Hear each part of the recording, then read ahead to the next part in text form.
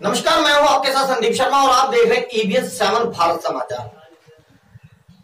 तो डिबेट में सबसे पहले आपको बता दें, डिबेट शुरू करने से पहले आपको मैं परिचय करा दूं अपने मेहमान का। EBS 7 में जो हमारे मेहमान है त्रिलोचन सिंह किसान भाई हैं। आज हमारी बहस होगी कुछ किसानों से संबंधित मुद्दों पर। तो सबसे पहले मैं स्वागत करता हूं त्रिलोचन सिंह का जो EBS 7 में आए। नमस्कार। और आज तक त्रिलोचन सिंह जी कुछ बहुत अहम सवाल भी हैं और बहुत कुछ संतोषजनक बातें भी ऐसी हैं और कुछ शर्मसार करने वाली भी बातें हैं और कुछ अगर बात की जाए किसान भाइयों की तो मजबूरी जो है किसान की, आज मजबूरी ने किसान को कहां तक से कहां तक पहुंचा दिया, इस पर आज आपसे बहस होगी हमारी। आपसे हम इसी मुद्दे पर बहस करेंगे, इसी मुद्दे पर बातचीत करेंगे कि आखिर किसानों को भाई व्यापारियों को औने पौने दामों पर गेहूं क्यों देना पड़ रहा है, धान क्यों देना पड़ रहा है, आखिर क्या वजह है किसानों की। शर्मा जी, पहले तो नमस्कार, EBS 7 का धन्यवाद। बड़े दुखी हृदय से कहना पड़ रहा है कि मैं एक किसान का बेटा हूं। किसान की हालत इस कदर बुरी है कि उसका मैं अपने लफ्जों में बयां भी नहीं कर सकता। किसान अपने खेत में फसल उगाता है, उसको मंडी तक ले जाता है या बीज वाले के पास ले जाता है, जबकि दुनिया में जो भी आदमी पैदा करता है उसकी कीमत वो खुद तय करता है। एक किसान है जिसे अपनी कीमत तय करने का हक नहीं है। यहां पर कुछ क्षेत्र में बीज वाले हैं, जबकि सरकार का MSP रेट 1925 और प्लस 20 रुपए है, लेकिन बीज वाले उस MSP से नीचे 1820 रुपए किसान का गेहूं खरीद करके वो अपने भंडार में रखते हैं। उसके बाद वही बीज वही गेहूं 3000 या 35 रुपए में किसान को ही बेचते हैं। लेकिन ऐसा है कि जब गवर्नमेंट का ऑर्डर है कि बीज जो है वो उसकी क्वालिटी गवर्नमेंट तय करती है और किसानों को उसमें से उसका हिस्सा देना पड़ता है, उसके बावजूद ऐसा कैसे हो रहा है? किसानों के साथ इतनी बड़ी धोखाधड़ी जो है, राइस मिलर्स तो हैं या फिर आप मान लीजिए कि बीज भंडार वाले हैं। शर्मा जी, मैं एक बात बिल्कुल क्लियर करना चाहता हूं, किसान इतना शिक्षित नहीं है, उसे इतनी जानकारी नहीं है कि ये बीज कैसे रखा जाता है, ये लोग कैसे करते हैं, क्योंकि जितने भी बीज वाले हैं वो बड़ी चालाकी से, आपने देखा होगा कि किसान जो है बीज भंडार वालों को बेच रहे हैं। बीज भंडार वाले ही, यहां तक कि आप अगर बात करें तो शाहजहांपुर जिले के बहुत से ऐसे ब्लॉक हैं, आप मान लीजिए तहसील है, आप कोया तहसील को ले लीजिए जी, कोया तहसील में पंडा ब्लॉक पड़ता होगा, आपने सुना होगा शायद। बिल्कुल जी, बिल्कुल। हाँ जी, एक पंडा ब्लॉक में कई ऐसी राइस मिलें हैं, कई ऐसी राइस मिलों के साथ साथ ऐसे बीज भंडार हैं जो किसानों से गेहूं ऐसे ही खरीद लेते हैं, जबकि उसका मार्का होना चाहिए, बिल्कुल होना चाहिए, सरकार द्वारा तय उसकी लिमिट होनी चाहिए। और लेकिन उसमें किसानों से वो 1925 रुपए जो सरकारी रेट के है उससे भी 1700 1600 जो भी किसानों को दिया, जितना भी आया उस तरीके से किसानों को बेच दिया, जबकि इसमें से कायदे कानूनों की बिल्कुल उल्लंघना करते हुए यहाँ पर क्या मंडी सचिव से लेकर नीचे तक अधिकारी मिले हुए हैं। क्या है? बिल्कुल जी, बिल्कुल शर्मा जी, आपकी बात। यहाँ पर हमें इस बात का दर्द होता है कि आखिर हमारे जो पूरा देश है, जो अन्नदाता है हमारा, पूरा देश है, आज अगर बात की जाए देश की तो पूरा देश हमारा आज किसानों के सर पर है। आज अगर कोई घर में बैठे हैं, आज लॉकडाउन की स्थिति है तो भोजन नहीं होगा तो लोग मर जाते। आज किसानों की ही दुर्दशा ऐसी क्यों है? शर्मा जी, बात एक मैं कहूं आपसे कि किसान एक ऐसा व्यक्ति है, किसान जो पूरे देश का अन्नदाता है और पूरे देश के जो जितने भी जनसंख्या उसका पेट भरने का काम करता है, लेकिन उसके बदले में किसान को कुछ भी नहीं मिलता। तो आखिर किसानों को इसमें हम लोग मीडिया कब तक आप लोगों के लिए ऐसा, हम लोग मीडिया कब तक इस बात को कहते रहेंगे? आप लोग किसान हैं, आप लोग एकत्र क्यों नहीं होते इन लोगों के खिलाफ, भ्रष्टाचार वालों के खिलाफ? भाई एक बात हम साफ कह देना चाह रहे हैं अपने डिबेट में, मैं सभी दर्शकों से आग्रह करूंगा कि आप भी सुनते रहिए।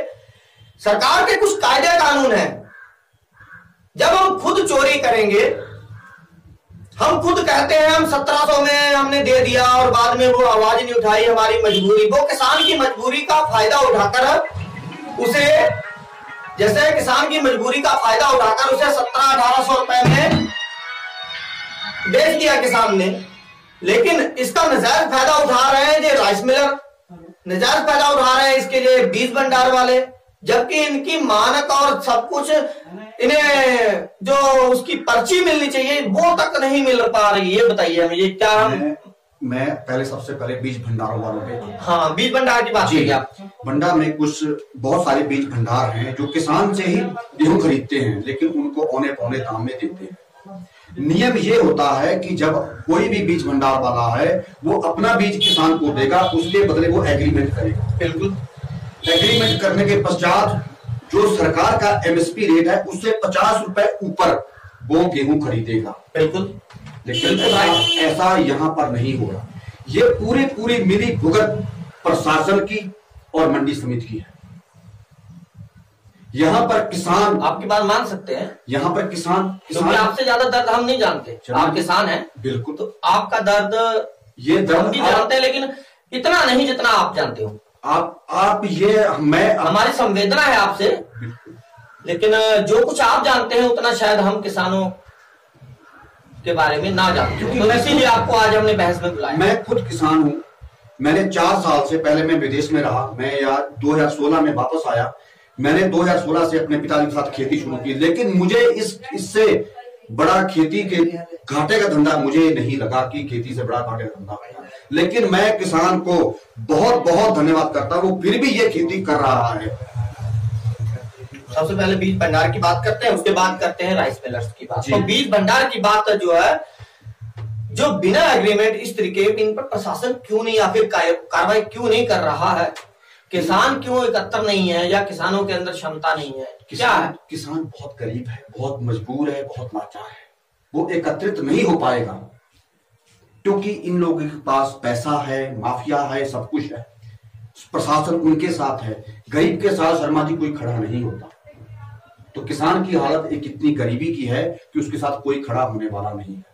पहली बात तो ये है। हमारा ईबीएन 7 आपसे दावा करता है कि ईबीएन 7 आपके किसानों के साथ हमेशा खड़ा है और खड़ा रहेगा। अब आई बात 6R पर, मंडियों अब आई बात 6R पर, राइस मिलर पर जी 1760 इस तरीके से किसान गेहूं अपना बेच रहे हैं। जी बिल्कुल बेच रहे हैं। तो क्या मजबूरी है उनकी 1700 में मिलो राइस मिलर को बेचने की, जबकि सरकार ने तमाम धर्मकांटे लगाए हुए हैं? जी मैं आपको शर्मा जी बात बता दूं, जो मंडी है, मंडी के जितने भी अधिकारी है वो राइस मिलरों से मिले हुए हैं। किसान मजबूर है, उसे अपना गेहूं कहीं ना कहीं बेचना है और अपना वो खर्चा पानी चलाना है या किसी पर कर्ज देना है। मैं एक बात और स्पष्ट कर दूं शर्मा जी, जो 1760 या 1800 में जितने भी राइस मिलर गेहूं खरीदते हैं, ये कहते हैं अगर आपको नगद पैसा लेना है तो हम 1% सीडी काटेंगे, वरना आप 20 दिन पैसा ले जाए। तो मैं इनसे ये पूछना चाहता, इनको अधिकार किसने दिया ये सीडी काटने वाला और 20 दिन पैसा देने वाला? जबकि सीडी का पैसा हमको सरकारी पर्ची मिलनी चाहिए, वो सरकारी खजाने में जमा होना चाहिए। एक भी ट्रेडिंग वाला, एक भी राइस मिलर वाला, एक भी बीज भंडार वाला किसी किसान को वो रसीद नहीं देता। क्या ये अधिकारियों के संज्ञान में नहीं है क्या? शर्मा जी मेरी समझ से जो है कि प्रशासन बहरा हुआ है, वो सुन नहीं रहा। उसको मालूम होगा, लेकिन किसान लोग अपनी बात वहां पर पहुंचा नहीं रहे। लेकिन जब भी ये प्रशासन के संज्ञान में बात आएगी तो मुझे उम्मीद है कि प्रशासन पूरी अपनी मुस्तैदी से इन पर कार्रवाई करेगा। कहने का मतलब यहाँ पर जो डिबेट में हम सवाल जैसा कि पूछ रहे हैं कि किसानों के साथ धोखाधड़ी हो रही है। जो देश का आज अन्नदाता है, आज लॉकडाउन की स्थिति में जो भोजन तैयार होकर जा रहा है वो किसानों का जा रहा है, खेत जा रहा है। उसके बाद भी किसानों के साथ राइस मिलर्स, बीज भंडार वाले तमाम इतनी धोखाधड़ी जो कर रहे हैं, ये गलत है, बिल्कुल गलत। भाई महामारी पर तो आप शर्म करो, महामारी का दौर है, शर्म करो भाई, महामारी का दौर है भाई, इस वक्त तो शर्म करो। किसान आपका पेट भर रहा है, महामारी के इस दौर में आप लोग कम से कम इतना ही देख लीजिए कि जो किसानों का गेहूं है हमारे पास आ तो रहा है, लेकिन वो किस स्थिति में बेच रहा है। महामारी में लोग मर रहे हैं इस वक्त। कोरोना भयंकर जो कोरोना जैसा वायरस देश में चल रहा है, शहरों में अधिकतर इसकी पुष्टि होती जा रही है। हमारे देश में आपको बता दें 30,000 का आंकड़ा पार कर चुका है। उसके बावजूद भी जो मुनाफाखोर है वो अपने मुनाफाखोरी से बाज नहीं आ रहे। बिल्कुल मुनाफाखोरी से बाज नहीं आ रहे। अब बात किसानों की जाए तो किसानों के साथ इससे बड़ी धोखाधड़ी और क्या हो सकती है? शर्मा जी, बीमारी को आज नहीं तो कल कोई ना कोई उसकी दवा मिल जाएगी। आप लोगों ने गेहूं बेचा क्या? आप लोगों को कुछ ऐसा कोई पर्ची, कोई इस प्रकार का मिला? आपको कोई एग्रीमेंट वगैरह कुछ नहीं मिला, कुछ नहीं मिला। आपने कितने में गेहूं बेचा अपना? मैंने जी 1840 में बेचा। 1840 में? उस पे मैंने सीडी कटवाई 1%, तो मुझे 1820 में पड़ा जी। अब मेरे पास कोई सबूत नहीं है, मेरे पास कोई पर्ची नहीं है, तो मैं ये साबित नहीं कर सकता कि मैंने कितने में बेचा। बिल्कुल, लेकिन मैं खुद एक किसान हूं। ये बात मुझे इतना दर्द हुआ, इतना दुख हुआ कि सरकार का तो 1925 रुपए, मैं 1820 में बेच रहा हूं। क्या करूं, मजबूर हूं, बेचना पड़ेगा हमको। अगर मैं पोल खोलूं तो इन राइस मिलर्स और बीज भंडार वालों की, तो आपको बता दें कि इनके और सरकारी जो तंत्र है, इनके कुछ लोग एक दूसरे से मिली भगत के चलते ही ये सारे कार्य हो रहे हैं। बात करूं आपको भाई किसान त्रिलोचन सिंह जी, सबसे बड़ी बात यह है कि जब राइस मिलर कोई चीज खरीदता है, इनकी लिमिट होती है। बिल्कुल जी, कि कितनी लिमिट है इनको, ट्रेडिंग इनको एजेंट के तौर पर, बाकी कुछ जो मंडी के अंदर बैठते हैं वो एजेंट हैं, उनका गेहूं सरकार खरीदती है। बिल्कुल जी, ठीक है। लेकिन क्या है कि चोरी छिपी जो है, उसमें जो कांटे लगे हैं, वहां पर किसानों का गेहूं ना तुलकर इन लोगों का गेहूं तुल रहा है। बिल्कुल जी, बिल्कुल। जी आपने देखा है या नहीं है? देखा ऐसा है? नहीं है तो ऐसा ही है, लेकिन अगर गेहूं, अगर सरकारी गेहूं अगर बिकता होता तो किसान इनके पास जाता ही नहीं। हाँ, तो इसका मतलब यही है कि किसानों का गेहूं ये सरकारी सेंटर वाले नहीं खरीदते, बिचौलियों का खरीदेंगे। बिचौलियों का खरीदेंगे, तो इसीलिए किसान मजबूरी में जा रहा है। बिल्कुल, जाना मजबूरी है उसके पास। शर्मा जी, इसमें तो सरकार भी दोषी है ना। शर्मा जी, किसान के पास और कोई रास्ता ही नहीं दूसरा भाई, इसमें सरकार शरेआम दोषी मानी जाती है। बिल्कुल मानी जाएगी। डेली अधिकारी आता है, एसडीएम आते हैं, मंडियों स्थल पर दौरे किए जाते हैं, सेंटरों पर होता है, लेकिन उसके बावजूद किसानों को छोड़कर, किसानों के गेहूं ना तुलकर अगर बिचौलियों का गेहूं तुलता है तो किसान मजबूरी में ही जाएगा। अब बताएं।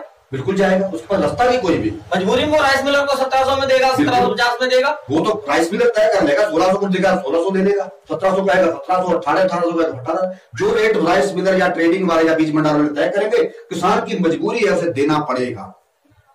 फिलहाल अगर ऐसी बात करें तो हम डिबेट में यही, और एक आपको पता होगा कि शायद एक बात में और किसान के पास मजबूरी इसलिए होती है कि मौसम की बीमार पड़ती है, उसके पास उसको गेहूं को भंडार करने के लिए गोदाम नहीं होता, तो खुले में उसका बीज पड़ा होता है या गेहूं पड़ी होती है, उसकी मजबूरी बन जाती है कि जल्दी से जल्दी उसे बेचना भी होता है, तो उसकी ये भी मजबूरी रहती है।